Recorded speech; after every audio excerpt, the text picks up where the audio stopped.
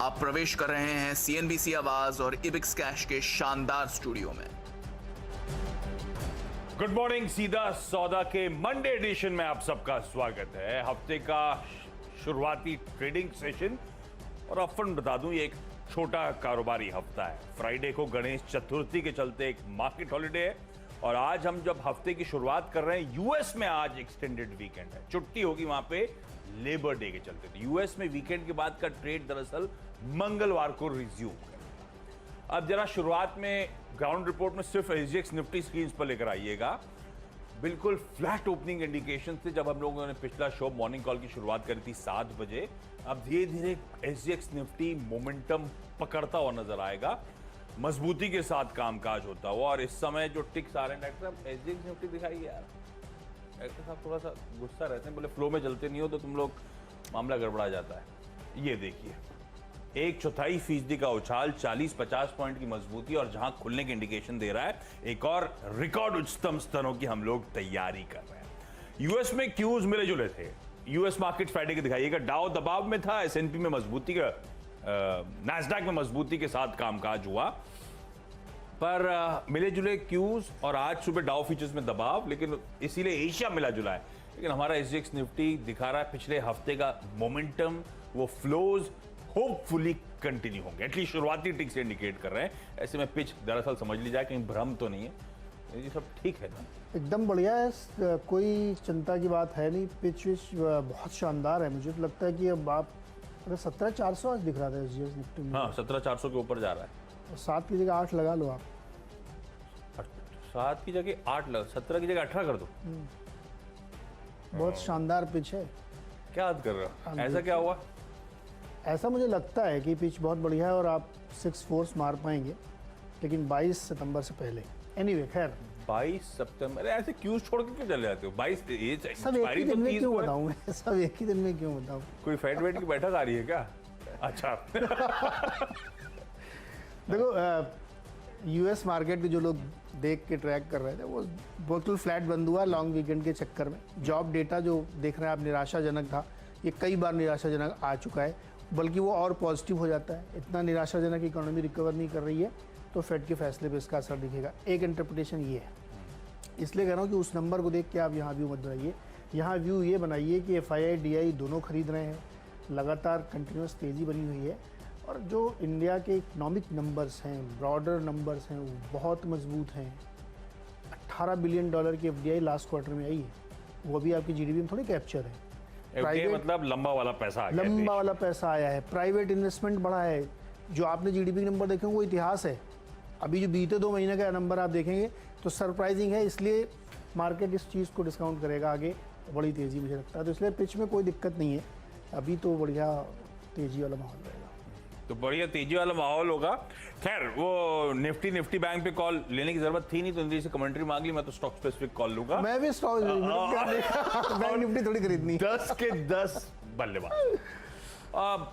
कईयों में खबरों का तड़का भी है, तो उन स्टॉक्स को थोड़ा सा गैप अप खुलेंगे तो अपना सही लेवल्स का वेट करिएगा, कंफर्ट जोन पे एंटर करिएगा, पर अच्छे अप मूव्स दिखाएंगे और ब्रॉडर मार्केट्स अभी भी हरकत में रहेंगे। कोई घबराने वाली जरूरत एज इट इज आज सुबह मंडे नजर नहीं आती। तो पहला, इंजीनियर्स इंडिया लिमिटेड EIL, सरकारी कंपनी जो कि जानी जाती है रिफाइनरीज वगैरह सेटअप करने के लिए, सारी सेवाएं मुहैया कराने के लिए।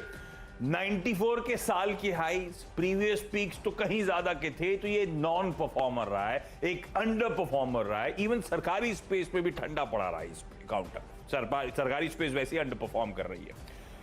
खबर अच्छी आई, चेन्नई पेट्रोलियम कॉर्पोरेशन ने दरअसल अपनी 9 MMTPA की जो कावेरी बेसिन में रिफाइनरी प्रोजेक्ट है, उसके लिए 1040 बोल लीजिए, 1040 करोड़ रुपए का ऑर्डर EIL को भेजा गया है। तो ये अपनी सर्विसेज मुहैया कराएंगे।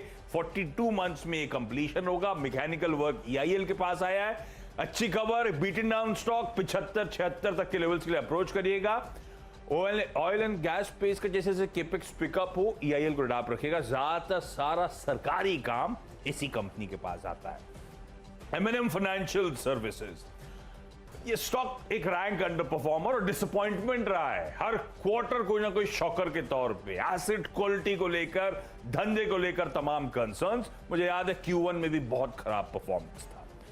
पर अब, और उस टाइम पे मैंने न्यू यॉर्क कंपनी में मैनेजमेंट से स्पेसिफिकली चर्चा करी थी, तब मैनेजमेंट ने कॉन्फिडेंस दिखाया था कि भाई ये कोविड की सेकेंड वेव का इंपैक्ट था, हम लोग उनको पैसा देते हैं जिनको खास तौर पे इंपैक्ट पड़ा था, लेकिन हालात पटरी पे आ रहे हैं, जुलाई ऑनवर्ड स्थिति बेहतर हो रही है। अब आप जो पेन था वो Q1 में आ चुका है, Q2 ऑनवर्ड्स पूरी ग्रोथ लौटती हुई नजर आएगी। वो आएगी नहीं आएगी पता नहीं, अगस्त के आंकड़े आए और अगस्त के आंकड़े वाकई स्ट्रांग नजर आएंगे।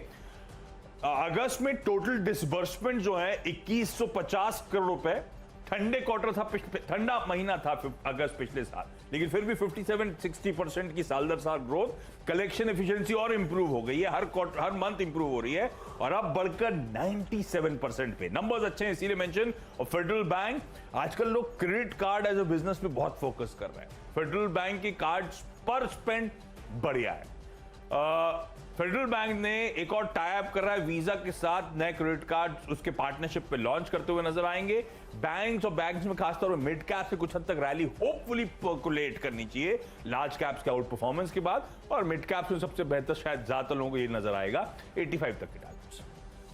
हाँ, बाइंग पे ही फोकस और खबरों वाले शेयर। हेल्थ केयर ग्लोबल, इसमें क्या हुआ कि एक डील हुई है, इन्होंने अपनी एक कंपनी में जो हिस्सेदारी थी स्ट्रैंड लाइफ में 35% से ज़्यादा 38% करीब थी, उसमें 157 करोड़ रुपए में उसको उन्होंने बेच दिया। उसमें से 76 करोड़ रुपए खर्च करके इन्होंने जो है एक ऑन्कोलॉजी लैब है उसको एक्वायर भी कर लिया। तो इस मतलब पूरी डील में उनको जो है 83 करोड़ का नेट कैश मिला। तो अपना हिस्सा बेचा, एक नई लैब खरीदी और 83 करोड़ इनके उसमें आ गए। तो ये पूरी डील जो है कैश पॉजिटिव रही। तो मुझे लगता है इस पर थोड़ा ध्यान रखना चाहिए, तेज़ी बन सकती है। अगला स्टॉक डॉक्टर रेड्डीज़ है, इन्होंने भी एक डील की। इनका एक जो है एंटी कैंसर एजेंट एक मॉलिक्यूल है E7777, उसको इन्होंने एक एग्रीमेंट किया साइटियस फार्मा के साथ और इसको उन्होंने $4 करोड़ इनको अपफ्रंट पेमेंट है, फिर $4 करोड़ माइलस्टोन पेमेंट है, उसके बाद $7 करोड़ के इनको पेमेंट, इनको $1 बिलियन का इनको जो है इंडिकेशन अप्रूवल मिला, जो पेमेंट इनको मिलता रहेगा। ये तो एक कई वर्षों तक जो है एन्युटी डील है, तो डॉक्टर रेड्डीज़ को इससे काफ़ी गेन होगा। तो मुझे लगता है कि इस बाजार पे खरीदना चाहिए। और तीसरी एक और हेल्थ कंपनी है बजाज हेल्थ, इन्होंने एक आपने नाम सुना होगा 2-डिऑक्सी डी ग्लूकोज करके जो दवा, कोविड की दवा ठीक करने वाली है, वो उसको DRDO ने जो बनाया था, तो इनको भी अप्रूवल मिला, बनाएंगे। तो कोविड जब फैलता है तो वो अपने नए सेल को बनाने के लिए जो एनर्जी यूज़ करता है वो होती है ग्लूकोज। ये दवा उस चेन को तोड़ देती है, तो यानी एक कोविड का जो वायरस है वो वहीं पर रह जाता है, अपने आप को वो जो है फ्यूज़ नहीं कर पाता। तो इस दवा का उसमें इस्तेमाल, दरअसल ये दवा कैंसर के लिए बनी थी क्योंकि उसमें भी यही होता है, सेल मल्टीप्लाई होते हैं, तो इसका इस्तेमाल किया। तो बजाज के लिए ध्यान रखिएगा, खरीदारी हो सकती है। इन डेप्थ है एकदम मामला। एशियन गनीटो इंडिया बोर्ड मीट का आउटकम आ गया, जो सैटरडे को बोर्ड मीट हुई थी। राइट्स इशू को मंजूरी वही एज एक्सपेक्टेड 224-225 करोड़ रुपए राइट्स के जरिए जुटाएंगे। राइट्स प्राइस हुआ है ₹100 पर शेयर पे, जिसकी रिकॉर्ड है डेट है इस थर्सडे को। 23 सितंबर को खुलेगा, 7 अक्टूबर को राइट्स इशुएंस बंद होगा। हर 29 शेयर्स जो मौजूदा आपके पास हैं उसके लिए 19 शेयर्स का एंटाइटलमेंट होगा उस राइट्स इशुएंस पर। तो ये स्टॉक के साल के हाईस थे 318, वहां से ये स्टॉक 50% ऑलरेडी करेक्टेड इस समय कामकाज कर रहा है, और जहां पे खड़ा है वहां से राइट्स का भाव दरअसल 40% का डिस्काउंट है। अट्रैक्टिव राइट्स इशुएंस है, रडार पर रखेंगे। ये कंपनी अहमदाबाद बेस्ड, जो Gujarat based tiles, marbles, quartz और बाथवेयर बनाने का काम करती है। NRB बियरिंग्स अगला स्टॉक, और यहाँ पे रेटिंग्स का अपग्रेड, ऑटो स्पेस के लिए काफी सरकार के ट्रस्ट की पूरे वीकेंड में खबरें आ रही थी। खैर इसको लेने की वजह तो सिर्फ रेटिंग अपग्रेड था। क्रिसिल की तरफ से जो रेटिंग्स का अपग्रेड आया, मेरे को लगता है 142 तक के लेवल्स के लिए अप्रोच करें, शायद 155-160 इस स्टॉक के साल के हाईस थे। तो ऑफ हाईस ट्रेड कर रहा है, इसमें भी खरीदारी करने का। अगला स्टॉक है गोकुलदास एक्सपोर्ट्स, और इनको इसलिए लिया है क्योंकि इनकी कर्नाटक के सत्यमंगला इंडस्ट्रियल एरिया में जो एक बड़ा प्लांट था, नया प्लांट है, वो कमर्शियली जो है वो काम करना शुरू कर चुका है, ऑपरेशनल हो गया, तमाम इनको जो क्लियरेंसेस वो मिल गए। इससे क्या फ़र्क पड़ेगा, इनकी जो टोटल कैपेसिटी है उसमें करीब 5% का इजाफा होगा। डिमांड ज़बरदस्त, आपने देखा ही होगा कि टेक्सटाइल कंपनियों की बहुत अच्छी डिमांड है, तो उसकी वजह से इनको ये और फ़ायदा देता हुआ दिखेगा। 5वां स्टॉक है दीपक नाइट्राइट, 2346 पे ट्रेड कर रहा, लाइफ हाइज बनाया है इसने। तो ये बहुत ही स्ट्रॉन्ग फुटिंग पे इसलिए दिख रहा है क्योंकि इन्होंने भी ये तय किया है कि जो लास्ट वीकेंड की इनकी रिपोर्ट है कि अपने जो फिनॉल वाले बिजनेस है उसमें थोड़ा और कैपेक्स करने जा रहे हैं ये, क्योंकि डिमांड लगातार बढ़ रही है। तो मुझे लगता है कि स्टॉक को ध्यान में रखना चाहिए। 2500 का स्तर इसमें आसानी से आ सकता है, क्योंकि जो स्टॉक बहुत ऊपर चला जाता है तो उसमें शॉर्ट बनता नहीं है फिर टेक्निकली। यहाँ पे और तेज़ी की संभावना बनती है। तो 5वां स्टॉक है, डिपेंडेबल के तौर पे है पीआई इंडस्ट्रीज। तो एक्विजिशन के बाद से खबरों में सब इसकी चर्चा कर रहे हैं और इस कंपनी ने फिर एक होली ओन्ड सब्सिडी का गठन कर दिया है, pi health services, health sciences, जो कि दरअसल मैन्युफैक्चर करेगी, फॉर्मुलेट करेगी, प्रोसेस करेगी, डेवलप करेगी तमाम फार्मास्यूटिकल, एंटीबायोटिक्स, बल्क ड्रग्स वगैरह। वो इंटरेस्टिंग अपडेट्स आए, मुझे लगता है खरीदारी, और ये इवेंचुअली स्टॉक 3500 की तैयारी शायद करता हुआ नजर ग्लोब एविएशन या इंडिगो जो है डिपेंडेबल के तौर पे लिया है, इसलिए लिया है क्योंकि जो एविएशन सेक्टर है उसमें अब बहुत ज़्यादा लोड फैक्टर बढ़ रहा है, तेज़ी आ रही है।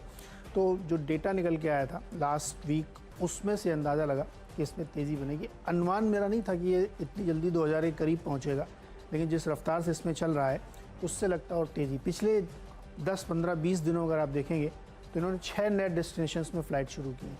तो ये मोमेंटम चेज़ करने वाली बात है। 2000 का टारगेट लेके चलिए, और एक ही तो एयरलाइन है जो ढंग से चल रही है, तो यहाँ पे खरीदारी बनती है। वीरू शायद इसी से गए और मेरे ख्याल में और लोड फैक्टर बढ़ा। नहीं, वैसे वीरू एयर इंडिया की बड़े फेवरेट है।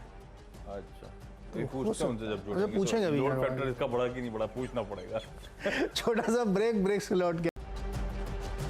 स्वागत है आपका सीएनबीसी आवास इबिक्स कैश स्टूडियो से, और अब बढ़ते हैं अपने फ्री हिट और पिंच हिटर की तरफ। फ्री हिट में लिया मैंने इलेक्ट्रोथर्म और पिंच हिटर में गैब्रियल। दोनों के लिए खबर एक ही है। दरअसल वीकेंड में एक खबर ये भी आई कि ऑटो सेक्टर के लिए जो एक पीएलआई स्कीम है उसको थोड़े से ट्विक किया गया है उसमें, और उसके बाद अब अप्रूवल की तैयारी है। साइज टोटल 57,000 करोड़ का होगा। इसमें क्या ट्विक किया गया है, न्यू टेक्नोलॉजीज़ वाली कंपनियों को शामिल किया गया। अब आप समझ जाइए न्यू टेक्नोलॉजीज़ क्या है, तो ईवी है न्यू टेक्नोलॉजीज़। तो जो लोग इसके लिए काम करते हैं, इलेक्ट्रोथर्म, आप सोचते इसका क्या है, अरे भाई ये बाइक बनाते हैं तो ईवी वाली, तो उसके लिए इनको फ़ायदा होगा। गैब्रियल का हमने बहुत बताया समझाया, ओला के लिए।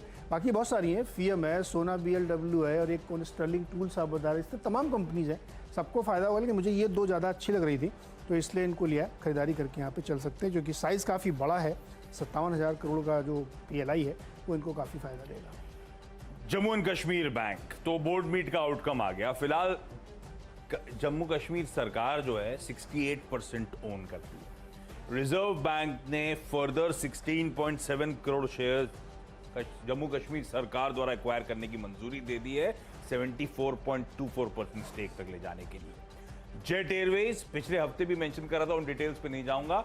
इस बीच एक और खबर आई कि जो डच इंसॉल्वेंसी प्रोसीडिंग्स चल रही थी डच एयरवेज के अगेंस्ट, जेट एयरवेज के अगेंस्ट में, वो रिजॉल्व कर ली गई हैं। वो जो एसेट्स थे वो अनलॉक कर लिए गए, और अब वो इंसॉल्वेंसी प्रोसीडिंग्स एक और देश में खत्म होती है। धीरे धीरे अच्छी खबरें आ रही हैं, मोमेंटम में 84 तक के लेवल्स। कोई छोटा सा ब्रेक, आखिरी के 2 स्टॉक्स और टीम्स का क्विक रैप अप ब्रेक के बाद। स्वागत है एक बार फिर से आपका। और आखिरी के 2 स्टॉक्स में एक अशोक का बिल्डकॉन है। इनको 1570 करोड़ रुपए का एक कॉन्ट्रैक्ट मिला है वेस्ट बंगाल में। सड़क बनाएंगे, चौड़ी करेंगे, 6 लेनिंग 6 लेन बनाएंगे, तो उसके लिए है, तो उसमें तेज़ी हो सकती है। और अंत में एक्साइड इंडस्ट्रीज़ में खरीदारी करिए। शुक्रवार को इनकी जो डील हुई थी कि इन्होंने अपना इंश्योरेंस बिजनेस HDFC लाइफ को बेचा है, काफ़ी मोटी रकम मिली है, और अब इनको ठीक से वैल्यूएशन मिलेंगे क्योंकि अब बैटरी के धंधे पे फोकस कर पाएंगे। तो 200 के टारगेट के साथ इसमें खरीदारी करनी चाहिए। ओरिएंट सीमेंट, ओरिएंट इलेक्ट्रिक, दोनों में प्रमोटर्स ने प्लेज शेयर छुड़वाए। ओरिएंट सीमेंट में 19.5 लाख, ओरिएंट इलेक्ट्रिक में 17.5 लाख। दोनों स्टॉक रेडा पर रखेंगे। खरीदारी के लेवल्स आप स्क्रीन पर।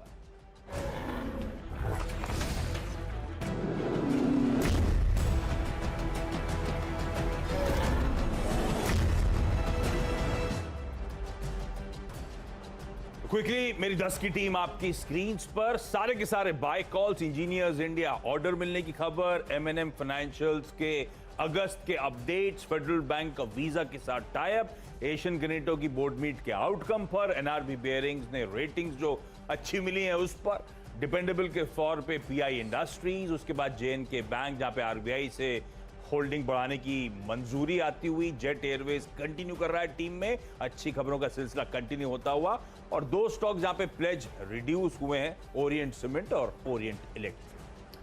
खरीदारी भाई पूर्ण फोकस है और 3 स्टॉक्स जो ऊपर के हैं वो फार्मा से रिलेटेड हैं। एचसी हेल्थ केयर ग्लोबल उसमें एक डील हुई, उसकी वजह से डॉक्टर रेड्डीज ने भी एक डील की, उन्होंने अपने एक मॉलिकुलर को बेचा है, और साथ ही बजाज हेल्थ केयर जिनको कोविड ठीक करने वाली एक दवा जो डीआरडीओ ने डेवलप की उसको बनाने और बेचने की मंजूरी मिली है। गोकुलदास स्पोर्ट ने तुमकुर में अपना नया प्लांट शुरू कर दिया जो ग्रीन फील्ड प्रोजेक्ट था, 5% सेल्स में इंक्लूड करेगा ये। दीपक नाइट्राइट और इंडिगो में ध्यान रखिएगा, दोनों में ही कैपेसिटी एक्सपेंशन की खबरें हैं, और इसके साथ ही इलेक्ट्रोथर्म और गैब्रियल जहां पे ऑटो सेक्टर के लिए पीएलआई में ट्वीकिंग की गई है, अब उसमें नई टेक्नोलॉजी वाली कंपनीज को शामिल किया जाएगा। अशोका बिल्डकॉन को 1570 करोड़ का ऑर्डर मिला पश्चिम बंगाल से, और एक्साइड इंडस्ट्रीज में जो डील हुई शुक्रवार को उसके बाद से इसकी री रेटिंग की बातें चल रही हैं।